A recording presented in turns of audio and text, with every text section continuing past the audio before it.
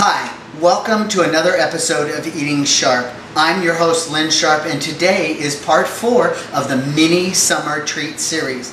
And I've told everybody online, my website here at Facebook, that I'm going to do something with bananas and chocolate. Now this chocolate company, here's the name because I cannot pronounce it properly, has been the oldest family-owned chocolate company in America since their inception. So check them out. They are in just outside of San Francisco, and their chocolate is really, really delicious.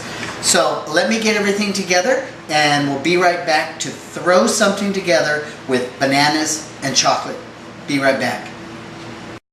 Hi, welcome back. Now before we get started, make sure you freeze your bananas because it just works better in dishes and it has a better banana flavoring if you freeze your bananas ahead of time. I always toss my bananas into the freezer when they start to go bad.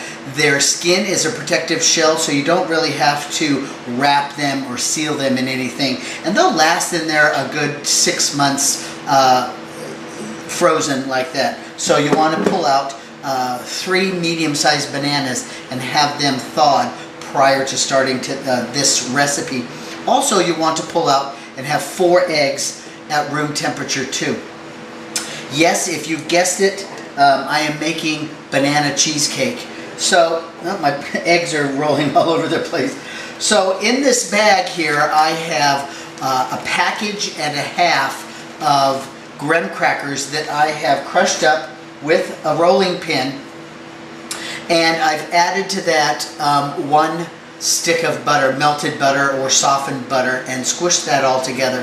Now you can also get these roll-in pins here at my website.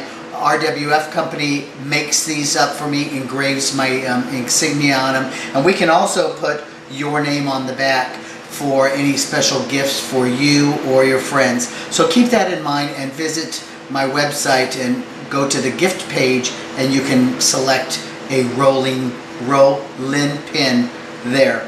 Okay, so you want to make sure you get a springform pan. It's the only way you can really make cheesecake unless you're doing the bar kind that you see so many recipes all over Facebook and cookbooks and stuff. Springform pans come in all different sizes.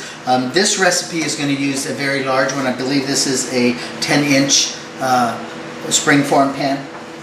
So after you get the graham crackers all crushed up and the butter in there, because it's bananas, I'm going to add about 1/3 of a cup to a 1/2 of a cup of non-pressed brown sugar. And this brown sugar is going to just give it that little caramely flavor in the crust that will go really good with bananas. So let's get this all mixed in here like this. Now if you have not seen how I do the graham crackers, I do have recipes at my website, and you can go there and see other cheesecake recipes, and they'll show you how to make the graham cracker crust. So I'm going to pour this in here, and as I get this pressed into the pan, you guys take a break and we'll be right back.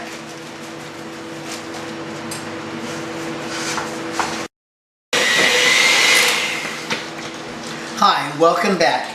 I have already creamed up 3 8-ounce packages of cream cheese. I also let them sit out to become room temperature as well. So after I've got this nice and creamed up, I'm going to add 4 eggs, 1 at a time. There's 1.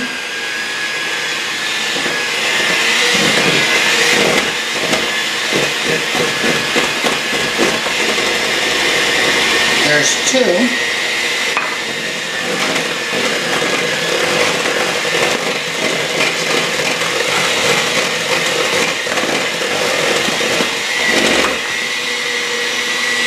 There's 3.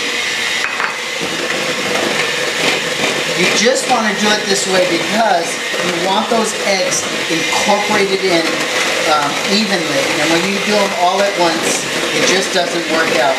And then the last egg, of course, number 4. Okay, we'll get that creamed in.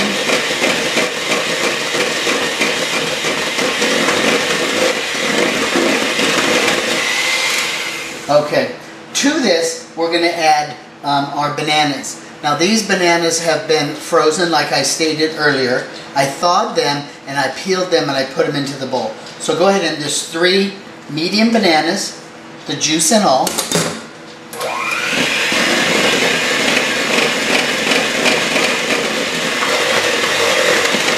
You can blend those in a lot or a little. It really doesn't matter on the bananas. Some people like to have a little chunks of banana in their cheesecake, and that's okay. So next we're going to add the sweetened condensed milk. The reason I use the sweetened condensed milk is I don't have to add sugar and evaporated milk. 1 can of sweetened condensed milk will sweeten up your cheesecake perfectly, so you won't have to add the other 2 ingredients. It's got the milk and the sugar right in there together. And I find that 1 can is just the right amount of sugar to have in your cheesecake. So we'll go ahead and blend this in. And while that's blending, you can go ahead and add your 1 tablespoon of vanilla and 1 tablespoon of lemon juice. The lemon juice is going to help keep the bananas from turning black on you in the oven.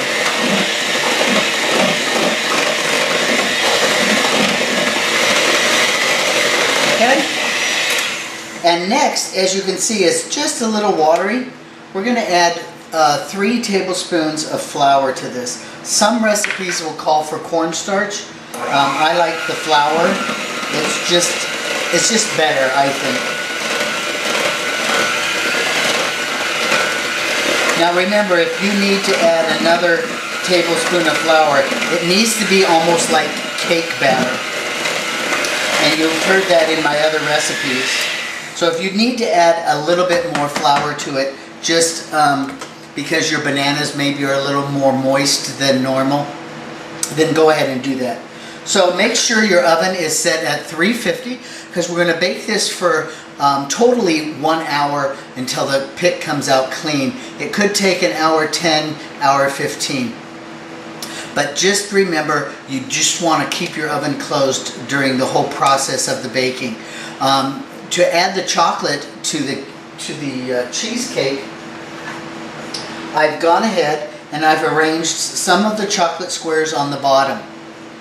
Now, I'm going to go ahead and put this cheesecake on top of this. I'm going to put it down in the oven, and in about 20 minutes into the baking process, I'm going to pull it out and I'm going to put some more chocolate chips on top. Those will then go down and be suspended inside the cheesecake because the bottom will have already started to cook, and so it'll lay right on top of the cooked cheesecake, and it's going to come out looking really well, really fantastic. So let's go ahead and pour this in. Just pour it right onto the chocolate chips down there, the chocolate pieces. Pour this all in there.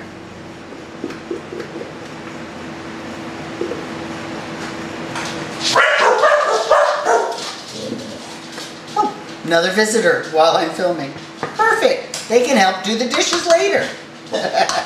Okay. So once we get this in the pan, I like to do is put it on a sheet pan and put it right down in the oven. And I've got one ready right here. So we'll put it right on the sheet pan and right down into the oven it'll go.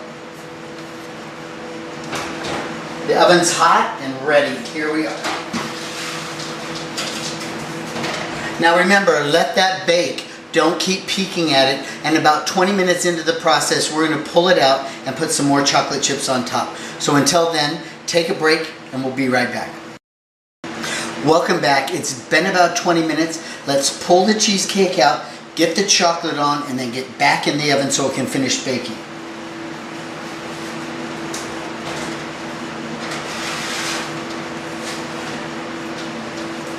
Ooh, that looks delicious.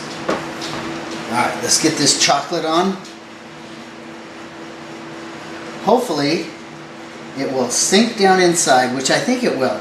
The weight of the chocolate is going to let it go down and the cheesecake to bake right up over it. Get these chocolates on there. You can do them in any design you would like. I like to just do them kind of like a pizza. So when you cut it, no matter how you cut it, everybody gets a little chocolate in with their cheesecake.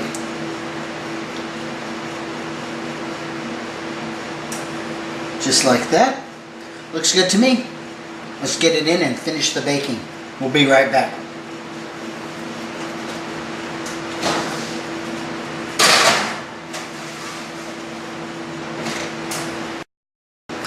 Welcome back. I have tested the cheesecake with a knife right in the center, and it pulled out just a little bit of the cheesecake, so I know it's just barely underdone. So what I'm going to do this time on my cheesecake is I'm going to turn off the oven, which I've already done, and I've opened it up just a crack. As it cools down, it will finish baking to perfection. Then I'll pull it out of the oven and show you a nice ganache topping that we can put with this cheesecake that'll wow your friends and your family at your last summer parties. So until then, take a break and we'll be right back. Hi, welcome back. I've taken the cheesecake out of the oven and out of the springform pan. It still is a little warm, so I am going to put it in the fridge to cool it down and get it solidified. But I just wanted to take a piece out of it, as you can see. Now the chocolate didn't go down like I expected it to, but that's okay. We have chocolate on the top and we have chocolate on the bottom right near the crust. So I have a piece here that I'm going to try. Let's have a taste of this banana cheesecake with chocolate.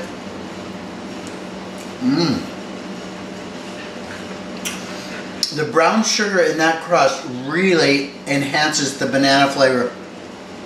The banana flavor is solid all the way through. And the chocolate, who doesn't like chocolate covered bananas? It is delicious.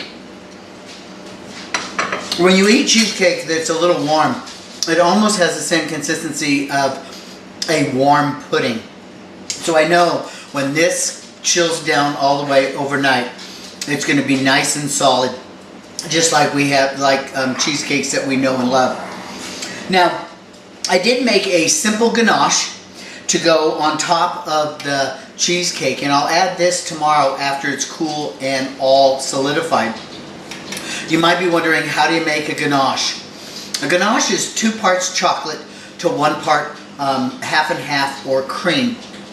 That means if you have a cup of chocolate, then you would have a half a cup of cream.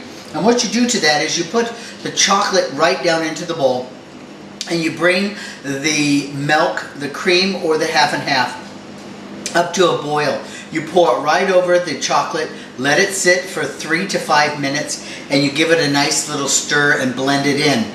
Then, as it cools down, it'll come this nice fudgy type of a consistency that ganache is. It is so delicious. Chocolatey, smooth. It is really, really good. You can put it on cakes, cookies, cupcakes, and of course cheesecake, which I'll do tomorrow.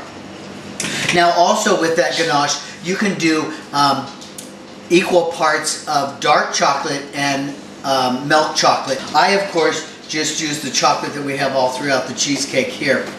So, this is Lynn Sharp with Eating Sharp and Eat Well. And remember, it's all about the food.